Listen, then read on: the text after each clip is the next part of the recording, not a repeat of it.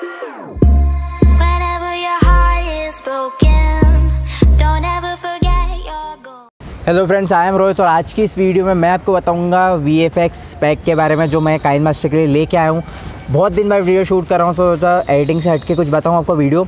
और अगर आपको वीडियो ये पसंद आएगी तो प्लीज़ इसको लाइक कर देना, चैनल को सब्सक्राइब कर देना और शेयर कर देना। तो ये वीडियो में आपको बताऊँगा कि आप अपनी वीडियो में VFX पैक का यूज़ करके कितनी अच्छी तरीके से अपनी वीडियो बना सकते हैं। तो आगे जो आप वीडियो देखोगे उसमें कंटिन्यू आपको हर VFX पैक के सैंपल मिल जाएंगे।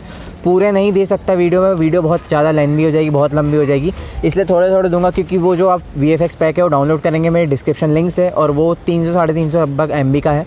सो बहुत आपको पता है कि इसमें बहुत अलग अलग फोल्डर में अलग अलग VFX हैं, तो मैं पूरे नहीं डाल सकता, इसलिए आपको सैंपल दूंगा।